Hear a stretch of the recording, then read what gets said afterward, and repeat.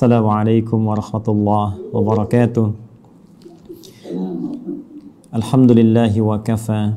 Wassalatu wassalamu ala rasulillahil mustafa wa ala alihi wa sahbihi wa man wafa. Wa ba'd. Faya ibadallah, ahbaballahi wa ahbab rasulihi sallallahu alaihi wasallam. Usi nafsi wa iyyakum bitaqwallahi faqad fazal muttaqun. Fala tamutunna illa wa antum muslimun. Faqala ta'ala: Ya ayyuhalladzina amanu taqullaha haqqa tuqatih wa la tamutunna illa wa antum muslimun. Guru kita semua, Asy-Syaikhaini Al-Fadilaini Al-Imamaini, Dr. Syamsi Ali dan Dr. Amil Faisal. Semoga Allah Subhanahu wa taala senantiasa memberkahi seluruh aktivitas antum, menyehatkan, memberikan kekuatan, dan insya Allah mudah-mudahan menerima seluruh amal ibadah kita sebagai amal ibadah yang diikhlaskan oleh Allah Subhanahu wa taala. Semoga seluruh aktivitas dan pesantren Nusantara Foundation yang dirintis oleh Al-Imam Syamsi Ali di Amerika selain bisa menginspirasi warga muslim dimanapun, juga melahirkan generasi-generasi terbaik insya Allah, baik kini ataupun di masa depan, memberikan wajah Islam yang terbaik seperti tadi yang disampaikan. Pun demikian dikhususkan untuk Adinda, putra dari Ustaz Amir Faisal yang akan melanjutkan studi. Semoga Allah senantiasa berikan taufik, istiqamah untuk tafaqquh fid din, dan kembali untuk bisa menyampaikan risalah pengetahuannya seperti yang diamanahkan dalam Al-Quran surah ke-9 At-Taubah di ayat 122 itu. Izinkan kami menyampaikan apa yang telah guru-guru kami sampaikan mengenai tema yang sekarang tengah kita bahas, dan tentunya tadi sudah banyak diuraikan baik oleh Imam Syamsi Ali pun demikian oleh Dr. Amil Faisal. Semoga sekali lagi Allah berkahi keilmuan keduanya. Izinkan kami kemudian merinci dari apa yang tadi telah disampaikan dengan tiga aspek bahasan utama. Kita akan mohon izin mulai dengan muqaddimah tentang mengapa kita diciptakan. Kemudian yang kedua, apa korelasi antara penciptaan dan tugas kita sebagai manusia dengan Al-Quran. Kemudian yang ketiga, bagaimana kita bisa menampilkan pedoman hidup dalam Al-Quran terkait dengan misi kehidupan kita di muka bumi ini. Tiga ini yang mudah-mudahan bisa saya sampaikan dengan durasi waktu yang telah ditetapkan oleh panitia. Tadi ada sekitar 20 menit ya. Mudah-mudahan sampai 20 menit ini, dan kalaupun boleh bisa disesuaikan dengan kultum barangkali Ustaz Syamsi Ali ya, kuliah terserah antum gitu. Jadi waktunya bisa kita maksimalkan insya Allah. Baik, bismillahirrahmanirrahim. Mohon izin karena kita temanya Al-Quran, jadi saya akan mencoba mengurutkan topik bahasan kita sesuai dengan urutan-urutan dari ayat-ayat Al-Quran insya Allah. Kita mulai pertama terkait dengan kenapa kita diciptakan oleh Allah Subhanahu wa taala, apa tujuan utamanya, sehingga nanti kita bisa temukan hikmahnya dan korelasinya dengan Al-Quran. Seperti diketahui bahwa seluruh makhluk yang diciptakan oleh Allah Subhanahu wa taala, baik bernyawa ataupun tidak bernyawa, maka tujuan utamanya, puncak dari misi kehidupannya adalah untuk beribadah kepada Allah Subhanahu wa taala. Ini poin utamanya. Saat Allah menciptakan malaikat, ya, malaikat tidak diciptakan kecuali hanya untuk beribadah, walaupun tugasnya bisa beragam. Ada yang bertasbih saja, bertahmid saja, bertakdis saja, Al-Baqarah ayat ke-30. Ada yang kemudian tugasnya memikul arsy saja, ada yang menurunkan wahyu, ada yang kemudian menurunkan rizki dengan izin Allah. Tapi seluruh puncak dari tujuan penciptaan itu adalah dalam rangka taat kepada Allah Subhanahu wa taala tanpa maksiat sedikit pun. Quran surah ke-66 ayat yang ke-6. La ya'sunallaha ma amarahum wa yaf'aluna ma yu'marun. Jadi kalau kita ambil misalnya makhluk dalam konteks tertinggi, sempurna diciptakan dalam arti tidak ada potensi untuk berbuat maksiat dan selalu ada dalam jalur ketaatan, yaitu malaikat. Malaikat pun tidak diciptakan oleh Allah kecuali tujuan utamanya untuk ibadah. Ya, pun demikian kita kembali kepada manusia ataupun juga dengan jin. Kalau kita ingin satukan keduanya, ya, jin tentunya diciptakan sebelum manusia, jadi saya dahulukan ya, setelah malaikat kemudian jin, saya dahulukan sebelum manusia. Quran surah ke-15 Al-Hijr ayat ke-27. Wal janna khalaqnahu min qablu min naris samum. Ya, sedangkan jin itu kata Allah kami ciptakan sebelum manusia dari materi yang berbeda, dari api yang menyala-nyala. Baik, pun demikian dengan manusia setelahnya. Ya, wa idz qala rabbuka lil malaikati inni khaliqum basyara. Ketika Allah firmankan kepada para malaikat yang sudah tercipta sebelum manusia, pun sebagian kalangan jin yang hadir pada saat itu, kami akan mencipta makhluk baru, bukan malaikat, bukan jin, tapi basyar. Ya, 1 dari 5 nama manusia yang umumnya disebutkan dalam Al-Quran pokoknya. Ya, basyar 35 kali disebutkan dalam Al-Quran, menunjuk pada sifat nafsunya. Ins disebutkan 18 kali berpasangan dengan jin, menunjuk pada sifat penampakan dan kelembutannya. Insan disebutkan 65 kali dalam Al-Quran, menunjuk pada totalitas aktivitasnya. Pun demikian dengan An-Nas disebutkan setidaknya 241 kali dalam Al-Quran, menunjuk sifat sosialnya. Dan Bani Adam ya disebutkan setidaknya 7 kali dalam Al-Quran, menunjuk genealogisnya yang tersambung pada Nabi Adam alaihissalam. Jadi manusia ketika difirmankan oleh Allah kepada malaikat dan jin, ya wa idz qala rabbuka lil malaikati inni khaliqum basyara. Ya. Jin dan manusia ketika diciptakan tidak lepas dari fungsi ini. Ya, ditegaskan di Quran surah ke-51 digabungkan ayat ke-56. Ya, paling kanan sebelah atas di mushaf standar Allah berfirman, "Wa ma khalaqtul jinna wal insa illa liya'budun."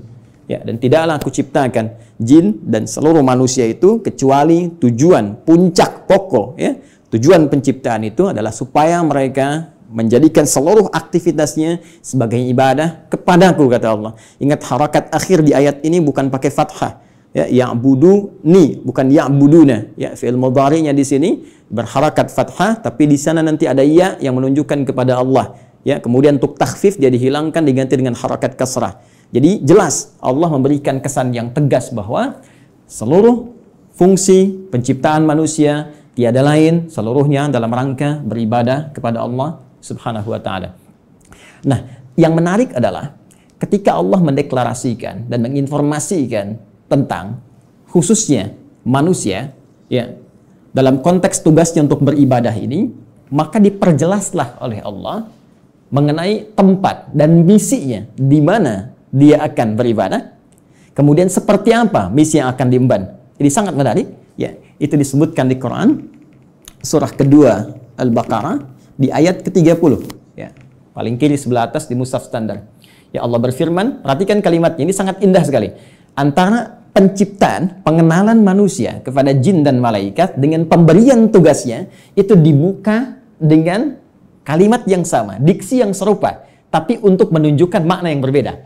Ingat, karena di Quran tidak ada pengulangan. Ya, ketika disebutkan yang seperti itu, yang serupa, maka kaidah tafsirnya, ya Dr. Amir Faisal, Ustaz Syamsi Ali lebih mengetahui, ya taksisan li ma'nan jadid. Ini untuk pengantar kepada makna yang baru, yang tidak sama dengan sebelumnya. Baik, di Quran surah ke-15, ayat ke-28, ketika Allah mencipta manusia digunakan diksi wa idz qala rabbuka lil malaikah. Ya, kemudian ketika memberikan misinya, dan di mana ditempatkan untuk menjalani misi ini, maka dibuka dengan redaksi yang sama. Wa idz qala rabbuka lil malaika. Seakan-akan ingin mengesankan bahwa, hei, saking dahsyatnya penciptaan manusia ini, saking dahsyatnya misi manusia ini, jadi bukan hanya penciptaannya, ya penciptaan manusia ingin menunjukkan tentang dibawanya misi yang sangat agung, sangat dahsyat, sampai-sampai malaikat yang sempurna pun tak berbuat maksiat mesti mengetahuinya. Sampai-sampai jin pun yang dicipta lebih dulu mesti mengetahuinya. Ya, hanya bedanya yang di Quran surah 15 ayat ke-28 Allah menggunakan redaksi Khaliq, ya.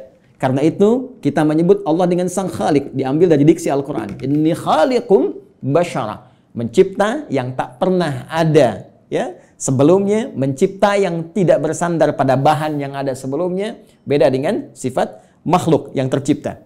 Sedangkan pemberian misinya digunakan kata ja'il. Ya. Inni ja'ilu fil ardi khalifah. Yang di sini menunjuk penciptaannya, yang di sini menunjuk pada pemberian misinya. Kita fokus ke sini dulu dengan cepat. Baik. Baik, Allah dengan tegas, singkat, padat memberikan satu informasi kepada kita semua melalui Al-Qur'an. Kata Allah, aku infokan pada malaikat. Aku infokan pada jin yang sebelum kalian aku ciptakan mereka. Saking tingginya misi kalian, ya. Inni menggunakan taukid, sungguh aku, ja'ilun fil ardi, akan menjadikan. Ingat, ja'il menugaskan, khalik mencipta. Setelah ciptaan itu terjadi, karena Allah mencipta mustahil, ya tidak ada fungsinya, mustahil tidak ada tujuannya. Di dalam bahasa Arab, kalau kita sudah membuat sesuatu, kemudian ingin menjadikan, menerangkan fungsinya, apa yang telah dibuat itu, orang Arab menggunakan diksi ja'ala, ya ja'alu, ja'il. Allah telah mencipta manusia, Quran surah 15 ayat ke-28, dan ingin menerangkan ini fungsi, misi penciptaan manusia itu. Maka digunakan kata ja'il. Inni ja'ilun fil ardi. Satu, fil ardi. Di poin ini. Ini menunjuk pada tempat, aku akan menjadikan, memberikan fungsi pada manusia yang telah tercipta itu. Akan menempatkan mereka bertugas, tempatnya bukan di langit. Bukan fis sama, ya. Awas hati-hati, tapi tempatnya di mana? Fil ardi. Ya, yang kita terjemahkan dengan bumi itu. Baik. Khalifah, dan dia akan membawa peran untuk menunaikan tugas ibadah itu sebagai khalifah. Ya. Yang setidaknya punya dua makna pokok. Bisa jadi khalafa yakhlifu, ya, yang saling menggantikan. Artinya kalau satu selesai akan lahir yang lain meneruskan kembali, satu selesai meneruskan kembali, ya, bapak kemudian melahirkan anak, anak melahirkan anak lagi, saling menggantikan. Dan Al-Qur'an memberikan pesan jangan sampai seseorang meninggalkan generasi setelahnya dalam keadaan lemah. Quran surah keempat ayat 9 itu. Wal yakhshal ladzina law taraku min khalfihim dzurriyyatan dhi'afa khafu 'alaihim. Karena itu siapkan generasi terbaik untuk saling menggantikan membawa tugas di bumi. Nanti kalau ada bahasan yang lebih luas, kita belajar khusus tentang tema ini. Ya, nanti Allah kasih satu surah khusus yang bukan nabi, bukan rasul, ya, manusia seperti kita, supaya kita tidak berkata ini kan nabi, ini kan rasul. Jadi Allah berikan satu surah yang bukan nabi, bukan rasul, tapi bisa membentuk generasi yang terbaik setelahnya. Yaitu surah ketiga, surah Ali Imran. Imran bukan nabi, Imran bukan rasul, tapi nanti menikah dengan Hannah seperti kita ketahui, melahirkan Maryam. Dan Maryam saat dididik disiapkan, itu nanti bisa jadi pribadi yang lebih baik dibandingkan dengan ibundanya dan ayahandanya. Karena itu Anda temukan surah Maryam surah ke-19, tapi Anda tidak temukan surah Hannah. Ya? Tapi bagaimana keduanya mendidik supaya lahir generasi lebih baik dari orang tuanya. Maryam melahirkan Isa. Isa alaihi salam lebih baik dibandingkan ibu dan kakek neneknya. Ya? Jadi demikian fitrah dalam Al-Quran. Setiap ada generasi mesti lebih baik daripada yang sebelum-sebelumnya. Bapaknya hafal Al-Quran, anaknya hafal Quran dan paham tafsirnya. Ya, anaknya hafal Quran dan tafsir, cucunya paham sampai hadis dan fikihnya. Demikian seterusnya. Baik. Kembali ke sini. Pun demikian khalifah, ya, selain punya arti menggantikan juga bisa berarti pemakmur. Ya. Pembangun dalam semua nilai-nilai kebaikan. Ya, singkatnya, ditugaskanlah kemudian di bumi. Ini tugasnya. Akan saling menggantikan sampai kehidupan dunia berakhir. Dan ditugaskan dalam rangka ibadah ini untuk memakmurkan kehidupan di muka bumi sesuai dengan apa yang telah Allah tetapkan. Secara singkat diberikan pelatihan kemudian di satu tempat, ya, yang disebut dengan Al-Jannah itu di Quran surah ke-2 Al-Baqarah ayat ke-35. Sebelum turun ke bumi, sebelum membawa misi ini, maka ditugaskanlah sementara waktu diberikan pelatihan, ya, di Quran surah ke-2 Al-Baqarah ayat 35. Wa qulna ya Adamu uskun anta wa zaujukal jannah. Secara langsung ditugaskan pasangan Adam dan Sayyidah Hawa alaihi wassalam. Silahkan keduanya dimasukkan oleh Allah Subhanahu wa taala untuk diberikan pelatihan sebelum diturunkan untuk bertugas ke bumi. Silahkan masuki al-jannah ini, sering terjemahkan dengan surga, oke? Okay? Tapi mohon dicatat, surga ini bukan surga yang kelak kita akan masuki. Ya, karena yang kelak kita akan masuki itu jelas keterangannya, mala ainan ra'at wala udhunun sami'at wala khatara ala qalbi bashar. Enggak pernah terlihat, enggak pernah terdengar, ya, dari kisah-kisah kita manusia, enggak pernah terfikirkan seperti yang kita lamunkan. Baik. Dan yang paling menarik, tidak ada perintah dan larangan lagi, semua kenikmatan. Ya, tidak ada perintah dan larangan lagi, semua kenikmatan. Jadi Ustadz Amir Faisal jangan terlampau soleh, nanti cita-cita masuk surga masih pengen tahajud bisa. Jadi semua kenikmatan, ya. Tapi di sini tidak. Di sini ada ujian. Wala taqraba hadhihi syajara fatakuna minadh dhalimin. Ya, jangan coba-coba engkau dekati pohon ini, ujian pertama. Jadi disebutkan perintah kalau dikerjakan melahirkan kenikmatan, fakula minha ragadan haitsu syi'tuma. Kemudian diberikan larangan. Ini perintah, ada larangan. Dan inilah nanti yang akan kita bawa dalam kehidupan di muka bumi. Di bumi itu cuma dua, kalau enggak mengerjakan perintah, meninggalkan larangan, selesai. If'al wala taf'al. Do it, leave it. Ya, cuma dua ini saja. Baik, kemudian diperkenalkan, ini tantangannya. Ada nanti iblis yang mulanya dari kalangan jin, ayat 34-nya berbicara tentang iblis. Ayat Quran surah ke-18 Al-Kahf, ayat ke-50 ya, menerangkan genealogis iblis itu dari jin yang bermaksiat, fasik ya. Wa idz qulna lil malaikati isjudu li adama fasajadu illa iblis kana minal jinni fa fasaqa an amri rabbi. Ya, ketika dia mulai fasik disebut dengan iblis. Ketika dia mulai menggoda, mewariskan kefasikannya disebut dengan syaitan. Karena itu diperkenalkan oleh Allah, ya, ini menjadi syaitan di ayat ke-36-nya. Fa'azallahumash syaitan. Setelah tuntas kemudian diberikan bekalnya, di training dulu, kan? Diberikan pelatihannya, diperkenalkan musuhnya. Ini yang harus dikerjakan, ini yang harus ditinggalkan, ini yang akan dibawa nanti dalam kehidupan di bumi. Setelah siap itu semua, teman-teman sekalian, barulah diturunkan Adam alaihissalam beserta Sayyidah Hawa alaihissalam, keduanya untuk memulai tugasnya di bumi. Baik. Dan kisahnya dimulai di sini. Quran surah kedua. Saya langsung ayat 38. Baik. Saya melompat sedikit ke kisah antara bagaimana perjuangan Adam alaihissalam melawan iblis atau syaitan itu. Saya langsung lompat dulu saja untuk mempermudah dan mempercepat kita sampai pada kuota waktu kita. Baik. Quran surah kedua. Ayat 38. Ya, paling kanan sebelah atas di mushaf standar bagi teman-teman yang terhubung dan membuka mushaf, ya. Perhatikan baik-baik. Qulna bitu minha jami'a. Sekarang sudah saatnya, kata Allah, kami firmankan. Dan kalimatnya menggunakan ta'zimin nafsi. Nah, ya, itu selalu memiliki dua makna setidaknya dalam bahasa Arab. Nah, singkatan dari nahnu. Kalau dinisbatkan kepada Allah Subhanahu wa taala, tentunya seperti kita ketahui, memiliki dua makna utama. Satu, ta'zimun nafsi, menunjuk pada keagungan Allah Subhanahu wa taala, puncak keagungannya.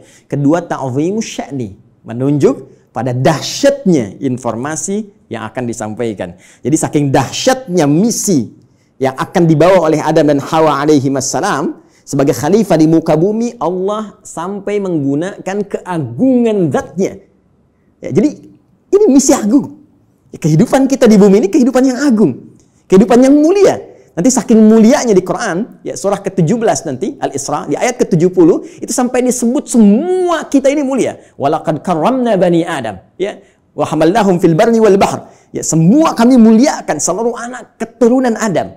Baik itu yang kemudian hidup di daratan sampai yang beraktivitas di lautan, semuanya kami muliakan, saking mulianya. Dan dimuliakan lebih dibandingkan makhluk-makhluk lainnya. Baik, teruskan. Qulna ihbitu minha jami'a. Mulai sekarang, ya, kata Allah Subhanahu wa taala, dimulai tugas kalian turun ke muka bumi. Di sini poinnya. Fa imma ya'tiyannakum minni huda. Ini dahsyatnya. Ternyata Allah dengan sifat Rahman, ya, tidak membiarkan hambanya memulai misi tanpa membawa pedoman misinya. Tanpa membawa petunjuk untuk menjamin kebenaran risalahnya. Untuk menjamin terukurnya setiap misi yang ia bawa. Ternyata bersamaan dengan misi yang dibawa itu dan tugas dimulai dalam beraktivitas di muka bumi dengan misi tadi itu, Allah bersamaan dengan itu semua menurunkan satu pedoman kehidupan yang disebut dengan hudan. Ini poinnya. Fa imma ya'tiyannakum minni huda. Nanti saat kamu telah turun di bumi dan mulai akan mengawali misimu itu, maka kami akan sertakan dengan itu semua petunjuk kehidupan. Ingat, hudan kalau disebutkan, saya telah gali diksi ini, ya, dari bahasa Arab, termasuk penyebarannya di Al-Quran, derivasinya, ragamnya, ini Masya Allah, ini bukan hanya diartikan dengan petunjuk, tapi bisa berarti jalan menuju kemudahan, bisa diartikan jalan menuju kesuksesan, bisa diartikan solusi dari segala kesulitan, bisa diartikan jalan untuk membuat kita bahagia dalam ibadah. Secara singkat, kalau kita kumpulkan diksi hudan dalam Al-Quran, secara singkat, seluruh arahnya itu mengarah kepada pedoman kehidupan. Ya, pedoman hidup. Ini yang harus kamu kerjakan, ini yang harus kamu tinggalkan, ini yang harus kamu lakukan. Kamu akan mengalami ini tantangannya, ini solusinya. Itulah hudan. Dan sifat rahman Allah menjadikan penugasan ini menjadi nyaman untuk dijalani dan terhindar dari segala kegelisahan dan kesedihan. Perhatikan ujung kalimat ayatnya. Fa imma ya'tiyannakum minni hudan faman tabi'a hudaya. Kalau nanti petunjuk, pedoman hidup ini diikuti saat bertugas di bumi, ya Adam, Hawa, sampaikan pada anak cucumu, setiap mereka ikuti, ya kalian ikuti semua petunjukku ini. Kalimatnya di ujungnya ada ya nisbah kepada Allah. Petunjukku. Jadi ini bukan Nabi Adam yang buat, bukan Sayyidah Hawa yang buat. Ya, Allah yang langsung tetapkan. Fala khaufun 'alaihim wa la hum yahzanun. Allahu akbar. Maka aku jamin kata Allah, fala khaufun 'alaihim la fala khauf. Ya, selama menjalani misi di bumi ini tidak akan pernah merasakan kekhawatiran, kegelisahan. La khauf, tidak gelisah. Gelisah itu lawannya tenang. Ya, berarti kalau tidak gelisah tenang. Ya, wala khaufun 'alaihim wala hum yahzanun. Yahzanun sedih. Lawannya senang. Allahu akbar. Ya, lawan dari sedih senang. Ini sangat menarik. Jadi ketika Allah menugaskan Adam alaihissalam, ya, kemudian beserta pasangannya Sayyidah Hawa alaihissalam untuk kemudian berkembang di muka bumi melahirkan anak keturunan disebut dengan Bani Adam nanti, ya kan? Ternyata semua misi itu misi yang menyenangkan. Dan misi yang menenangkan. Jadi kalau dibawa ke rumah tangganya senang, tenang. Dibawa ke kantor, di kantor tenang, senang. Dibawa ke tingkat kehidupan sosial, senang, tenang. Jadi ternyata tugas di bumi ini tugas yang menyenangkan. Tugas yang menenangkan, menenangkan dan menyenangkan. Jadi kalau ada orang yang hidup di bumi selalu gelisah, ya selalu merasa tidak senang, ini menunjukkan boleh jadi kehidupan ini tidak disertai dengan pembacaan pada pedoman hidupnya. Ini yang disebut dengan hudan. Nah, teman-teman sekalian, menariknya setiap berganti generasi. Ya, karena Adam itu alaihissalam selain nabi, beliau juga manusia. Ya, nabi punya fitrah kenabian, manusia punya fitrah kemanusiaan. Baik, karena setiap nabi itu manusia, maka manusia punya fitrah kemanusiaan. Di antara fitrahnya pasti mengalami kematian, wafat. Setiap yang berjiwa pasti wafat. Quran surah ke-3 Ali Imran ayat 185. Kullu nafsin dha'iqatul maut. Semua, bukan satu dua orang, seluruh umat bahkan ada kuotanya, ada batasnya. Ya, batas kematian disebut dengan ajal. Quran surah ke-7 Al-A'raf ayat 34. Walikulli ummatin ajal. Fa idza jaa ajaluhum la yastakhiruna sa'atan wa la yastaqdimun. Bahkan semua punya batas hidupnya. Ya, harus diisi. Ya, bagaimana Allah memberikan bimbingan, dia isi itu sampai menemukan ujung batas hidupnya, dan jika sudah tiba tak akan mampu dia mundurkan, tak akan mungkin bisa dimajukan. Ya, jadi mohon izin lompat sedikit ya, nggak usah memaksakan diri. Ada kita lihat ada yang orang bunuh diri, mencoba-coba, nggak usah coba-coba. Kalau sudah tiba waktunya meninggal juga. Kalau belum tiba nggak akan wafat. Ya, nah ini poinnya. Karena Adam itu manusia. Karena itu punya fitrah kemanusiaan, maka Adam pun wafat. Ya, setelah itu mewariskan anak keturunan Quran surah keempat, ya, ayat yang pertama, ya ayuhan nasu taqu rabbakum alladzi khalaqakum min nafsin wahidah wa khalaqa minha zawjaha wa batha minhuma rijalan katsiran wa nisaa. Melahirkan keturunan, ada laki-laki, ada perempuan, sampai kemudian mereka berkomunal, ya, berkelompok-kelompok, bersuku-suku, kemudian bahkan menyebar lebih luas lagi, saling mengenal dan saling berinteraksi. Quran surah ke-49 Al-Hujurat ayat ke-13. Ya ayyuhan nas, wahai seluruh manusia, inna khalaqnakum min dzakarin wa untha. Kami ciptakan kalian ada laki-laki, ada perempuan. Ternyata manusia cuma dua jenis, ya, laki-laki dan perempuan. Awas, hati-hati, ya. Wa ja'alnakum syu'uban wa qabaila. Kemudian setelah itu kami jadikan kalian, ya, syu'uba, berkelompok-kelompok, membentuk satu komunitas dari keluarga ke masyarakat, RT, RW sampai negara, sampai benua dan sebagainya. Wa qabail, ada suku-sukunya, tujuannya lita'arafu, untuk saling membangun sinergi, membangun link, saling mengenal, dan dengan itu membawa misi kekhalifahan yang tadi disebutkan. Ya, inna akramakum indallahi atqakum. Yang paling mulia di antara kalian yang meningkat nilai kebaikan yaitu takwanya. Poinnya, Adam wafat, manusia menjadi berkembang, dan setiap perkembangan ini pasti akan terpengaruhi oleh lingkungan di mana mereka beraktivitas. Kullu mauludin yuladu 'alal fitrah, ya, fa abawahu yahwidanihi aw yunassiranihi aw yumajjisanihi. Semua yang terlahir itu baik, cuma lingkungan nanti yang membentuk dia bisa merubah bahkan menjauh dari Allah Subhanahu wa taala. Dalam konteks ini, saya ingin cepat, saking sayangnya Allah kepada kita semua, Allah tidak menginginkan seluruh manusia yang hidup di bumi mengalami kebuntuan dalam membawa misinya dan bahkan mengalami kegagalan.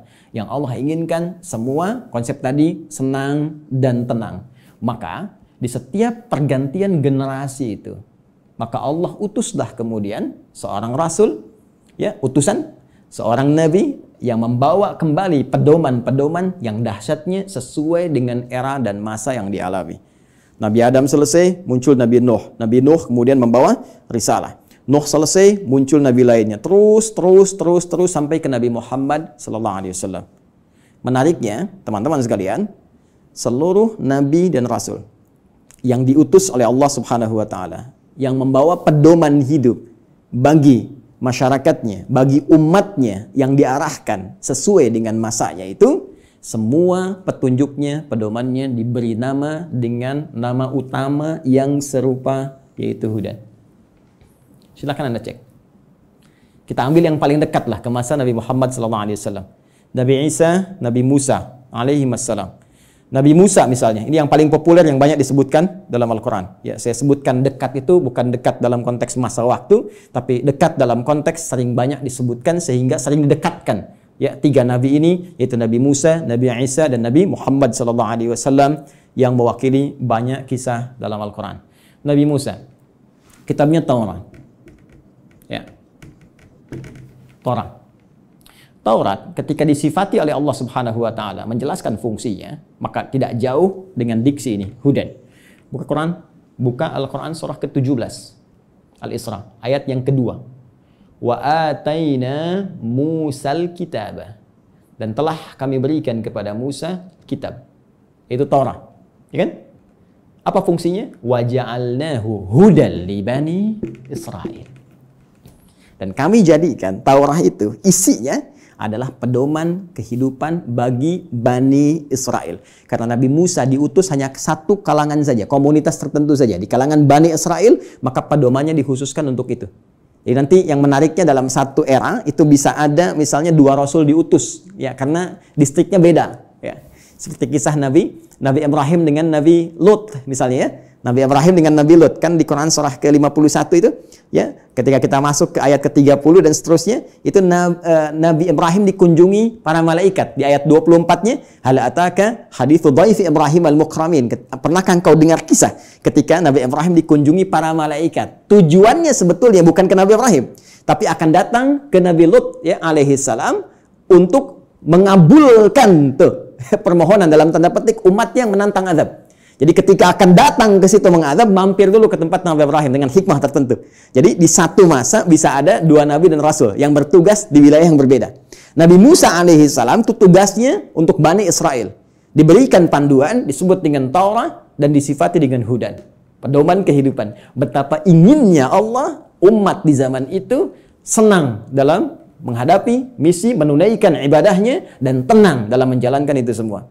Berganti secara cepat Nabi Isa alaihi salam meneruskan risalah Nabi Musa setelah melewati fase-fase tertentu. Jaraknya sekitar 600 tahun ke Nabi Muhammad sallallahu alaihi wasallam. Nabi Muhammad ke Nabi Musa sekitar 2000 tahun. Nabi Isa alaihi salam ketika meneruskan risalah Nabi Musa alaihi salam berarti tugasnya sama, ya, kepada Bani Israel. Jadi bukan kepada seluruh kalangan manusia, hanya untuk Bani Israel saja, terbatas. Wilayah sebagian di Palestina saja, ya. Jadi kalau sampai ke Indonesia agak kejauhan, ya, cuma di sana saja. Bani Israel diberikan kitab Injil, karena itu Taurat dan Injil sering disatukan, ya. Quran surah ketiga misalnya, penyebutan pertama untuk Taurat dan Injil, ya, di ayat yang ketiga, nazzala 'alaikal kitaba bil haqqi musaddiqan lima baina yadayhi wa anzalat Taurata wal Injil. Ketika Injil diberikan kepada Nabi Isa alaihissalam sebagai kitab pedoman kehidupan, itu pun disifati sama kalimatnya dengan Hudan. Buka Quran surah ke-5 Al-Maidah, ya, di ayat ke-46. Ya. Silakan lihat di pertengahannya. Wa atainahul injil fihi hudaw wa nur. Ya.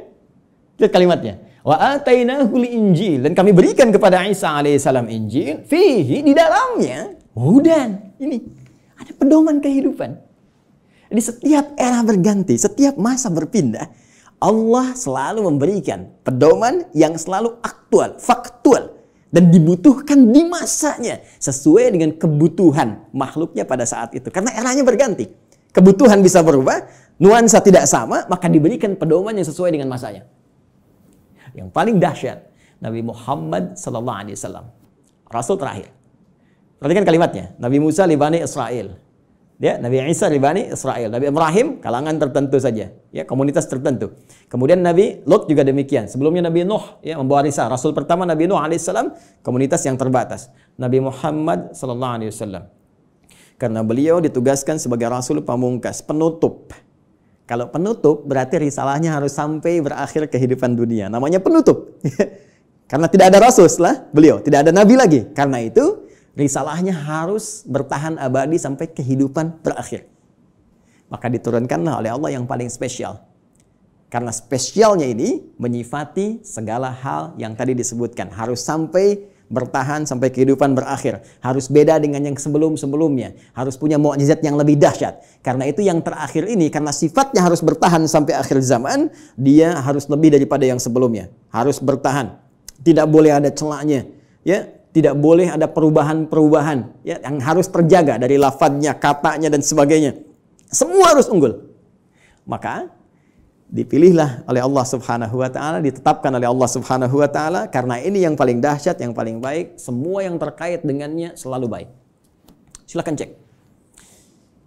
Yang dipilih turun membawa risalah ini, membawa wahyu ini, ya, teman-teman sekalian, dari kalangan malaikat Jibril alaihissalam. Ketika dipilih langsung naik statusnya menjadi Sayyidul Malaika, Ruhul Amin. Nabi Musa punya teman, setiap rasul di bumi punya teman rasul dari langit. Nabi Musa punya teman Malakul Maut. Ya. Baik, Nabi Muhammad SAW punya teman malaikat Jibril. Malaikat Jibril ketika ditugaskan menyampaikan risalah yang akan dibawa kepada Nabi Muhammad SAW, maka langsung naik status jadi Sayyidul Malaika. Diturunkannya, teman-teman sekalian, di hari Jumat. Ya, hari Jumat, harinya naik status langsung menjadi apa? Sayyidul Ayyam. Yang dipilih menerima ini Nabi Muhammad SAW langsung naik status jadi Sayyidul Anbiya wal Mursalin. Bulannya, ya, bukan main-main. Bulannya bulan Ramadan. Ya, bulan Ramadan.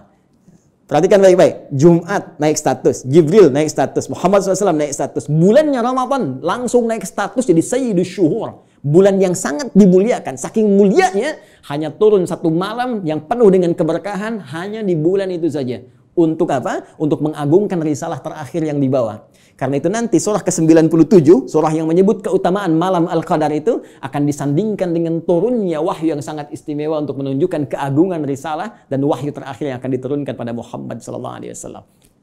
Tiada lain, tiada bukan, itulah Al-Quran. Inna anzalnahu fi Lailatul Qadar. Ya, sungguh dengan segala keagunganku aku akan berikan informasi yang sangat dahsyat. Inna, aku tegaskan, aku kuatkan, ya, anzalnahu fi Lailatul Qadar. Kami turunkan Al-Qur'an itu di malam Al-Qadar. Baik, teman-teman sekalian, fokus di sini. Apa kaitan Al-Qur'an dengan hudan itu? Kita kuatkan kembali dengan Quran surah kedua ayat 185. Paling kiri di pertengahan di mushaf standar. Ya. Quran surah kedua ayat 185.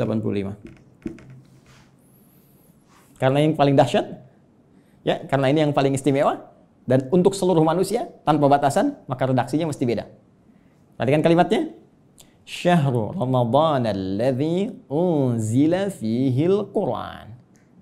Ya, di bulan Ramadan yang kalian menunaikan puasa itu, saat itulah diturunkan Al-Quran. Tadi kita katakan, kita sepakati Al-Quran turun di bulan yang sangat mulia yaitu Ramadan. Quran surah kedua ayat 185. Allah perkenalkan nama kitab, wahyu, pedoman hidup yang diturunkan pada Nabi yang paling istimewa untuk semua manusia sampai akhir zaman, yaitu Al-Quran.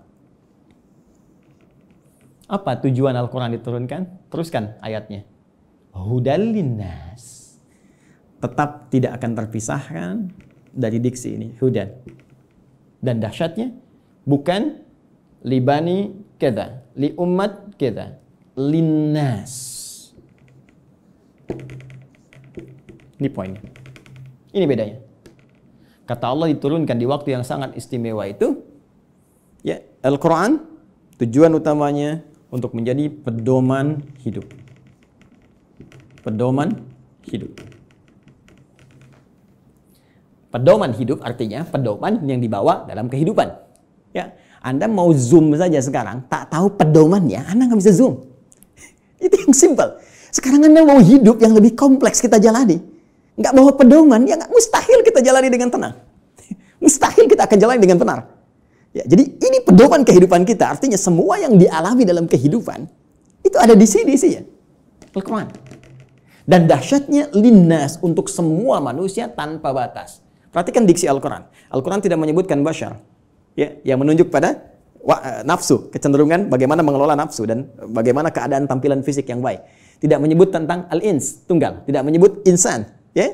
Tidak menyebut juga Bani Adam, tapi menyebutkan dengan kalimat yang luas sifatnya dengan diksi universal. Linnas, untuk semua manusia yang pernah hidup di bumi.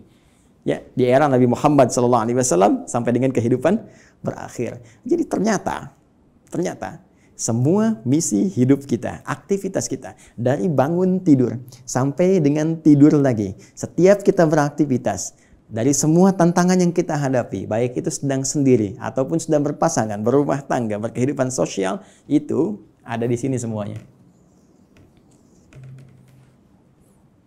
Baik, mohon izin sampai di sini bisa disimak ya, bisa dipahami. Baik, saya mohon maaf saya terlalu cepat. Al-Imam Syamsi Ali, Al-Ustaz. Tidak, Ustaz. Tidak ya? Masih ada waktu? Masih, silakan. Masih, Ustaz, masih. Oh, masih. Karena ini baru mukaddimah ini. Fadhal, Ustaz. Fadhal, ini semakin haus kita. Baik, mohon maaf Mbak Ima ya, ini baru mukaddimah ini. Kita belum turunkan jadi pedoman. Ya, baik. Jadi sampai di sini teman-teman sekalian, kita bisa memahami bahwa ternyata semua isi kehidupan kita ada di sini. Ya, silakan kalau tidak percaya, kita cek. Ya, mohon izin nggak perlu dicatat ya, karena ini direkam, nanti bisa diulang kembali. Saya baca dengan cepat karena keterbatasan waktu.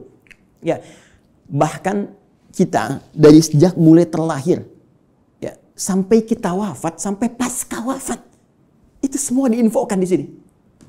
Ada semuanya. Dan silakan bandingkan dengan kitab apapun yang ada di muka bumi sampai dengan saat ini. Tidak akan ada yang pernah seperti Al-Quran. Ya, saya berikan 3 saja yang sangat menarik ya. Pertama, seluruh hal yang akan kita alami sudah dirangkum dengan sempurna dalam Al-Quran dan nanti dijelaskan detailnya oleh Nabi Muhammad SAW. Nanti bagian terakhir saya kaji dan kita akan sama-sama nikmati bersama. Ya, saya beri contoh misal. Mohon maaf, sejak masa dalam kandungan itu Al-Quran sudah menerangkan. Ya, bagaimana proses yang terjadi dalam kandungan. Detail secara fisiknya, secara umum disampaikan di Quran misalnya surah ke-22 di ayat yang ke-5. Bahkan pergerakan janinnya secara umum, ya, dari mulai kandungan lemah ke berat sampai diisi apa doa yang harus dibacakan, apa yang harus dilakukan supaya nanti bayinya terlahir dalam keadaan baik. Disebutkan di Quran surah ke-7 ayat 189. Bahkan diberikan bocoran antara hubungan kita membangun komitmen dengan Allah yang akan menuhankan Allah sejak saat ruh kemudian ditanamkan sampai kita terlahir sampai wafat. Quran surah ke-7 ayat 172. Ketika terlahir, apa yang pertama kali diberikan oleh seorang ibu? ASI pun diberikan dengan tegas langsung. Ya, di Quran surah kedua ayat 233, wal walidatu yurdina auladahunna haulaini kamilaini. Ya, bapaknya dikasih, nih, ini tugas pokok bapak yang baru punya anak. Ini yang harus dikerjakan, ini ibu yang harus dilakukan. Ya, kemudian bergerak dari situ, diberikan pendidikan dini supaya membangun kedekatan dengan Allah, baik terhadap kedua orang tua, punya akhlak yang mulia. Quran surah ke-31 dari ayat 13 sampai dengan ayat 19-nya. Dari situ dia mulai belajar bagaimana cara belajar yang baik, bagaimana memahami, bagaimana bisa kembali mengajarkan itu kepada masyarakatnya. Quran surah ke-9 ayat ke-122. Kemudian diberikan sifat, jangan sampai dia belajar lupa dengan Tuhannya, harus seimbang antara iptek dengan impaknya. Itu ada di Quran, teman-teman sekalian, di surah Al-Mujadalah, ya. Di ayat yang ke-11. Kemudian setelah itu dia berkembang lagi. Ya, dia mencari lagi. Kadang-kadang ada yang pergi ke tempat lain, mengenal suasana yang berbeda, bertemu dengan orang banyak, bersuku-suku, bisa merantau ke berbagai tempat. Quran surah ke-49, ayat yang ke-13. Setelah itu tiba-tiba dia mengenal seseorang ya untuk mendapatkan pasangannya. Boleh, karena setiap kamu dicipta berpasangan. Quran surah ke-51 ayat ke-49. Bagaimana mengenal pasangannya? Diarahkan oleh Allah. Hei, jangan lama-lama. Kalau sudah kenal, lamar dia. Berikan ya bagian yang terbaik untuk maharnya. Quran surah ke-4 ayat ke-4. Lakukan pernikahan. Quran surah ke-30 ayat ke-21. Bahkan saat akan menikah pun dijelaskan oleh Allah. Nanti kamu belajar dulu di rumah tangga supaya nggak kaget. Ini tugasmu laki-laki begini, tugas perempuan begini. Quran surah ke-4 ayat 34. Bahkan kalau ada persoalan begini cara menyelesaikannya sampai di ayat ke-35-nya. Kemudian diberikan tugas, ayah, kamu akan mulai mencari nafkah. Begini cara mencari nafkah yang standar. Quran surah kedua ayat 168. Kalau kamu ingin cepat, baru bergerak sedikit, rezekimu diberikan keberkahan. Quran surah kedua ayat 172. Kalau kamu belum bergerak, mengamalkan amalan ini, Allah berikan kemudahan rezeki kepadamu. Quran surah ke-7 ayat ke-96. Tapi jangan khawatir, ketika engkau bisa mensyukuri semua nikmat itu akan tambah nikmatnya. Quran surah ke-14 ayat ke-7. Tapi kamu jangan lupa, kamu bekerja mungkin akan mengalami tantangan. Ada yang tidak suka, ada yang akan menyingkirkan, menyungkurkan, ada tantangannya. Ya, pelajari dengan sempurna. Ini loh secara umumnya dari mulai ringan sampai berat. Quran surah kedua ayat 214. Ya, kemudian rinciannya Quran surah kedua ayat 155 sampai 157. Cara menyelesaikannya Quran surah ketiga ayat 142. Kalau kamu bekerja, kamu lelah, tiba-tiba kemudian kamu sakit, merasa nggak enak, nyaman, ada zikir Nabi Ibrahim, Quran surah ke-26, ayat ke-80. Kalau penyakitnya berat, kata dokter mustahil sembuh, nggak ada yang mustahil. Amalkan zikir Nabi Ayub, saya sembuhkan seperti saya sembuhkan Ayub. Quran surah ke-21, ayat 83 sampai 84. Tugas seorang istri, ya, bisa merawat anaknya. Kadang-kadang tidak mudah itu semua. Ada yang berkata, bagaimana mendidik dengan baik? Quran surah ke-17, ayat 23 sampai dengan ke-27-nya. Sampai mereka dewasa, sampai usia 40 tahun, masih diberikan amalan untuk bakti pada kedua orang tuanya. Quran surah ke-46 di ayat yang ke-15. Sampai kemudian hidup lebih jauh lagi. Sampai tiba-tiba ada dalam keadaan pikunnya. Ya, Quran surah ke-22 ayat yang ke-5 itu di bagian bawahnya. Sampai kemudian setelah itu dijelaskan oleh Allah. Kalau kamu akan nanti wafat, pasti kamu wafat. Siapkan cara wafatmu supaya indah. Kamu hidup untuk tenang. Wafat pun harus tenang. Turun Quran surah ke-89 ayat 27 sampai 30. Ya ayat Tuhan nafsul mutmainnah. Kamu saya berikan hidup di dunia untuk tenang. Wafat pun harus tenang. Ya, kemudian setelah itu apa yang terjadi? Anda akan mengalami situasi di alam kubur, dijelaskan lagi. Ya, bahkan jelas. Afala ya'lamu idza bu'thira fil kubur. Setelah itu disampaikan situasi di dalamnya. Bisa kamu siapkan sejak di dunia. Ini loh yang paling bagus. Ada layanan dengan semua keberkahan, kenikmatan. Sampai-sampai dia akan menyampaikan kepada orang yang belum wafat. Kalau bisa kerjakan ini, kalau mampu kerjakan supaya kamu cepat nyusul. Di sini enak, lebih enak daripada di situ. Quran surah ketiga ayat 169 sampai dengan 172. Bahkan setelah itu terjadi apa? Dijelaskan lagi. Teman-teman sekalian, muncul surah Al-Qiyamah surah ke-75. Setelah itu dijelaskan lagi. Ya, mau masuk kemana? Ini yang masuk ke surga, ini turunannya. Surga bersama Rasulullah. Quran surah ke-4 ayat 69. Di taman surga. Quran surah 51 ayat 15 sampai dengan ke-23. Surga yang seluas langit dan bumi. Quran surah ketiga 133 sampai dengan 134. Surga yang kelas biasa tapi nikmat. Quran surah kedua ayat ke-25. Supaya kita membawa persiapan untuk mendapatkan itu semua. Kalau gagal pun dijelaskan lagi. Ya, kalau kamu nanti main-main dengan ini semua, hadapi situasi di dalam kubur begini, ada ayatnya. Situasi di hari kiamat begini, ada ayatnya. Sampai dengan muaranya pun ada ayatnya. Karena itu, kalau Anda tidak percaya, silahkan cek. Cuma dalam Al-Quran, semua kegiatan kita diatur dengan sempurna. Dan detailnya dijelaskan oleh Rasulullah SAW melalui petunjuk yang bahkan langsung ditegaskan oleh Al-Quran. Buka Quran surah ketiga,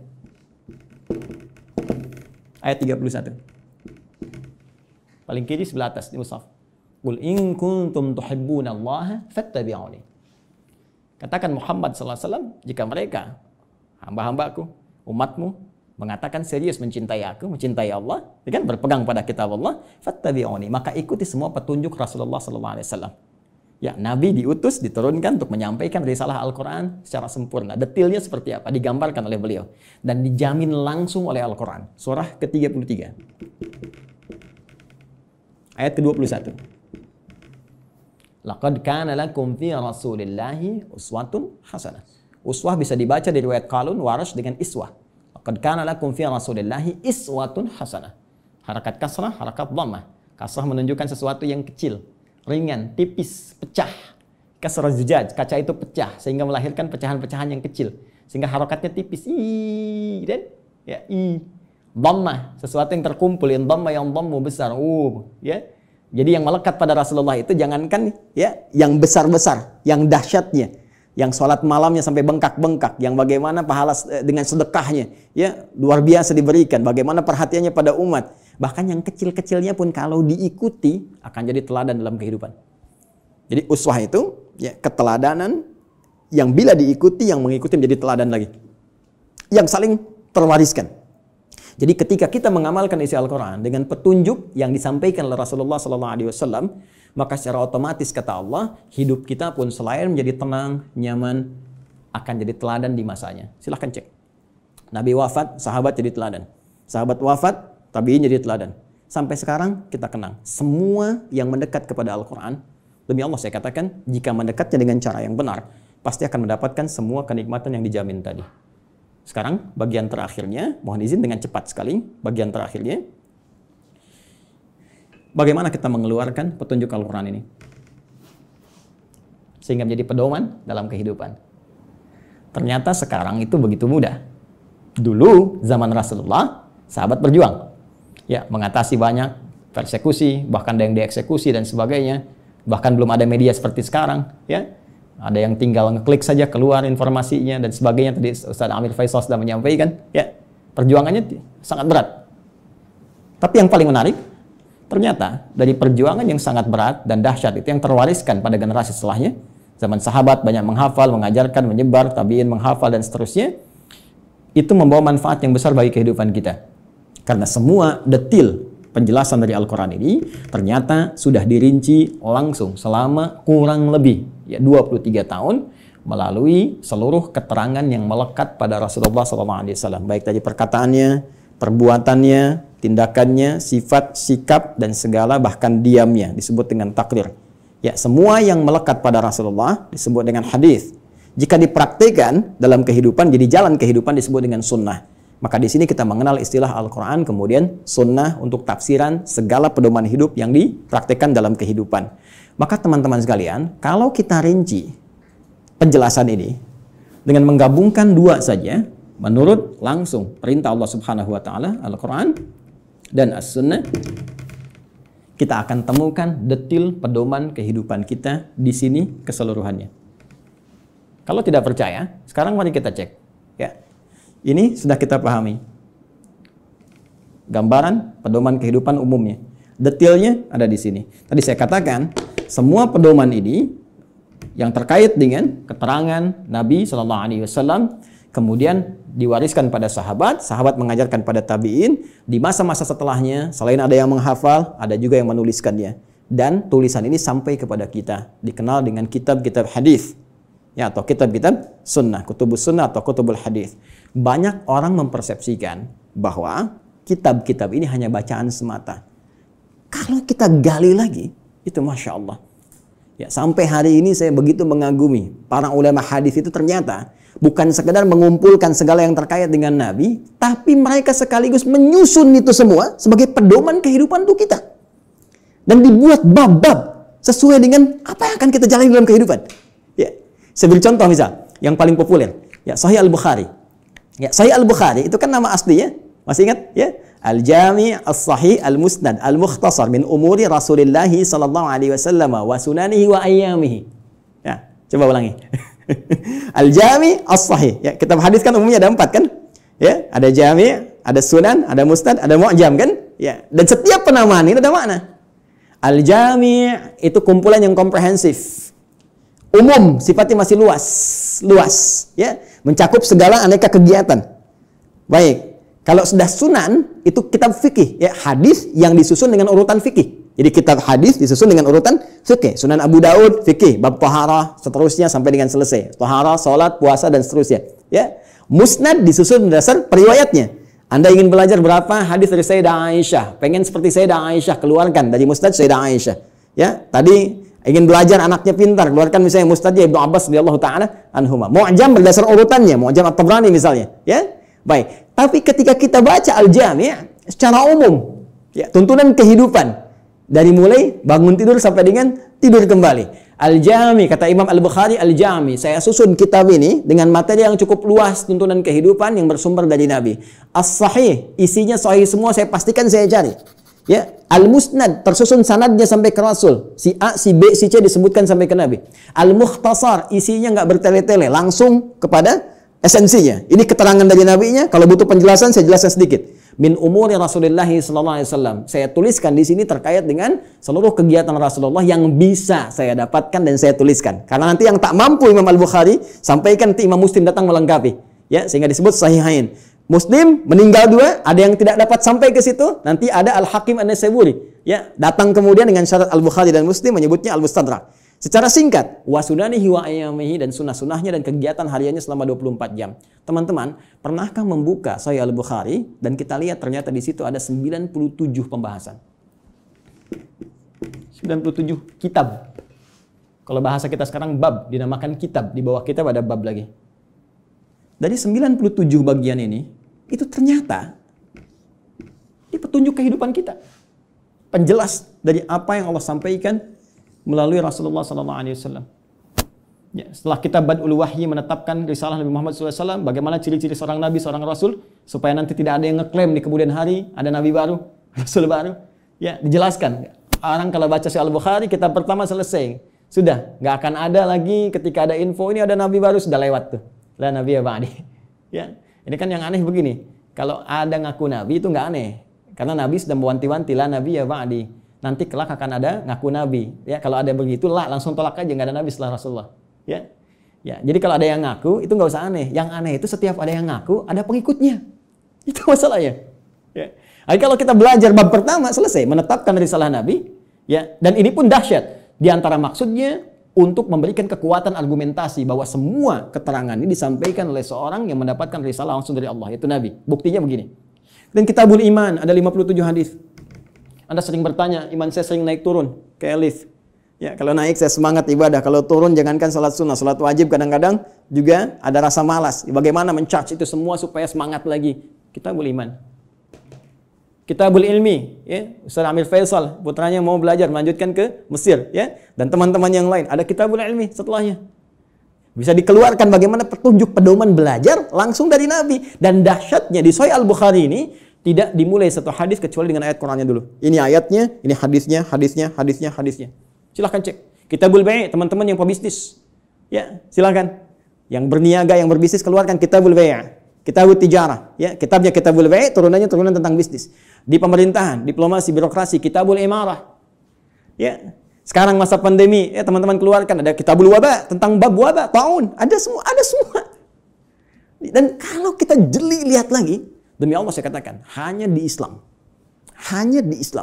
yang semua tuntunan kehidupan dari bangun tidur sampai tidur lagi ada pedomannya. Silahkan cek.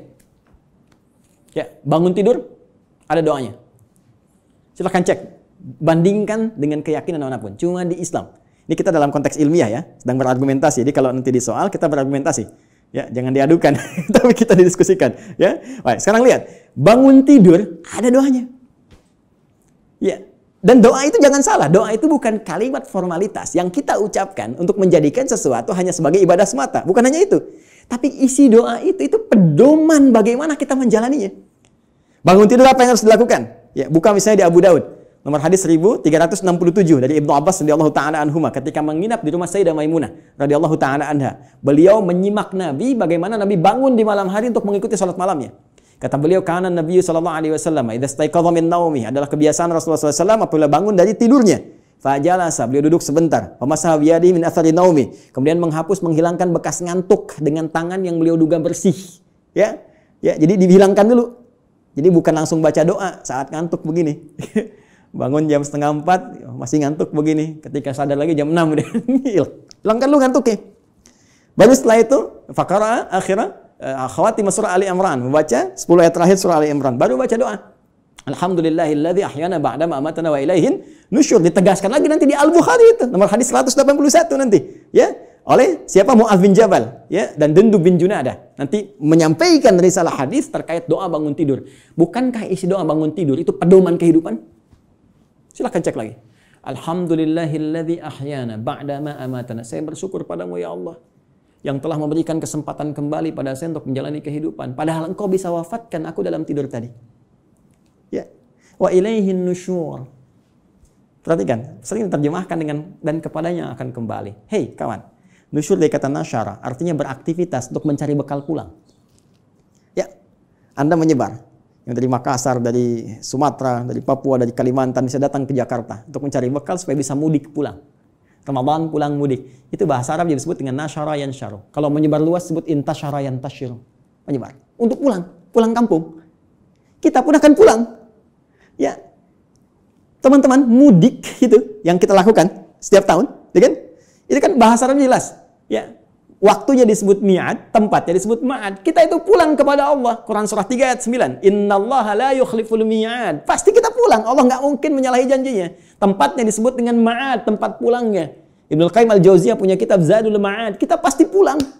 Karena itu saat bangun dari tidur kita berjanji kepada Allah, ya Allah, hari ini saya akan cari bekal lebih baik daripada hari sebelumnya. Supaya kalau saya pulang hari ini, keadaan pulang saya lebih baik, ya Allah.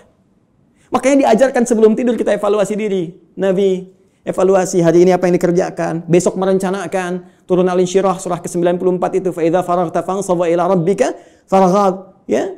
Disiapkan dari sekarang apa yang mau dikerjakan besok. Ayo teman-teman, saya cek ya. Jangan-jangan selama ini kita pun belum siap mengerjakan apa yang kita lakukan besok. Untuk waktu Indonesia, di Amerika mungkin masih pagi, kan? Saya tanya pada Anda mau baca Quran berapa halaman hari ini? Berapa ayat? Mau sedekah berapa banyak? Mau tahajud jam berapa nanti? Ya, kadang-kadang luput dari kita, malamnya kita koreksi. Makanya Nabi istighfar sebelum tidur. Mengoreksi, Nabi aja yang ahli surga. Tempat terbaik, manusia paling mulia, paling takwa. Yang dilepaskan semua bebannya saat di akhirat, diberikan surga sampai beliau mengatakan saya puas. Wala saufa yu'tika rabbika fatarda. Wala saufa yu'tika rabbuka fatarda. Itu masih istighfar kepada Allah. Saya, Anda, kita siapa? Nabi bukan, Rasul bukan, gak ada jaminan surga untuk kita. Kenapa kita nggak evaluasi keadaan hidup kita? Dan kita melupakan kematian, bahkan kita akan pulang. Pernahkah kita terbayang bahwa saat malam nanti tertidur, mungkin itu kehidupan kita yang terakhir untuk kita kembali? Karena itu kita siapkan, kalau saya besok bangun lagi, ya Allah, saya ingin sholat saya lebih baik daripada sebelumnya. Saya ingin jamaah nanti jam sekian. Ya Allah, saya ingin sedekah besok. Ya Allah, saya ingin baca Al-Quran. Supaya kalau saya meninggal pada saat itu. Dan karena itu, ajal dirahasiakan. Supaya kita siap kapan pun pulang. Karena itu jangan coba-coba ketika Anda terpikir berbuat maksiat, bayangkan seketika wafat. Maka dari itu Anda berjanji saat bangun, saya akan jadi orang lebih baik dibandingkan dengan hari yang kemarin. Itulah sebabnya muncul mahfuzat. Ini bukan hadis ya. Orang yang hari ini ya lebih baik daripada hari kemarin, orang yang beruntung, ya kan? Orang yang sama dengan yang kemarin, orang yang rugi. Orang yang lebih buruk daripada kemarin, orang binasa. Itu mahfuzat, terambil dari nilai hadis tadi. Itu baru bangun tidur. Silahkan cek. Mau makan ada doanya, mau minum ada doanya, berpakaian ada doanya, masuk toilet pun urusan yang sederhana ada doanya. Bahkan langkah kakinya diatur, masuk kiri keluar kanan. Beda dengan masjid, masuk kanan keluar kiri, doanya berbeda. Bangun tidur sampai tidur lagi, pedomannya lengkap semua. Pertanyaan saya, dari sekian banyak kebaikan yang telah Allah tampilkan kepada kita, berapa yang telah kita keluarkan dalam kehidupan? Saya punya dugaan yang kuat, jangan-jangan persoalan kehidupan di muka bumi ini tak mampu kita tuntaskan, bukan karena kita nggak pintar. Mohon maaf, bukan karena kurang gelar. S1, S2, S3, sampai dapat gelar, misalnya pengajaran tertinggi, profesor, dan sebagainya. Bukan karena kurang harta. Tapi mungkin Anda kurang dekat dengan Allah.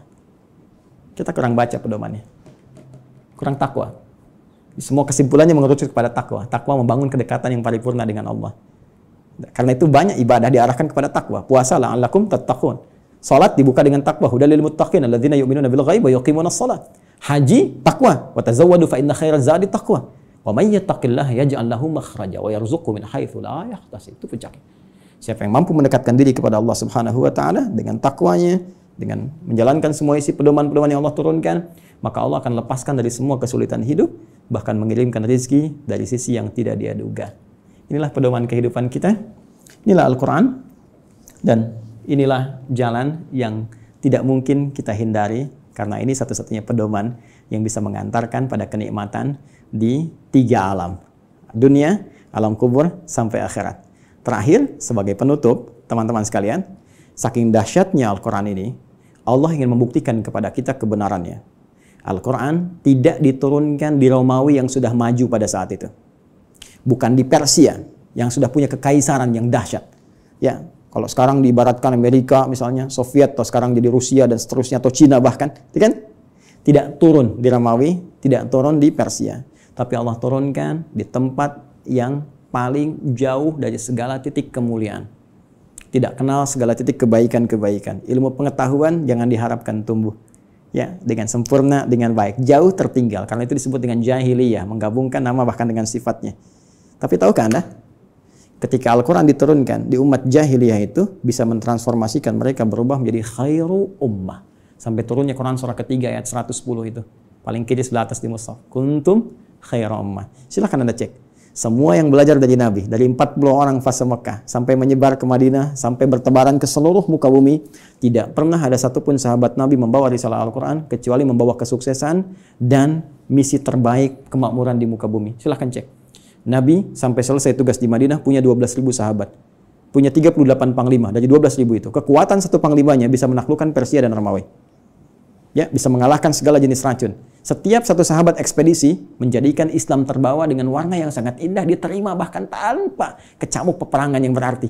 Amr bin As ekspedisi dari Afrika Utara sampai dengan ke Syam. Sekarang cek, Mesir, Libya, Tunisia, Maroko, Aljazair sampai dengan ke Syam. 4 negara sekarang. Ya, Libanon, Palestina, kemudian Yordania, kemudian Syria. Silahkan cek, Muslim yang baik. Sa'ad bin Abi Waqqas, ya, waktu ikut ekspedisi mau ke Cina, singgah di Baros, 414 km dari kota Medan. Jadinya Nusantara. Indonesia, Malaysia, Filipina bagian selatan, Thailand selatan, Brunei Darussalam, ya, Masya Allah Rakhin, sukunya dari Rakhinya itu yang sekarang, semua indah, baik. Di mana kita sekarang?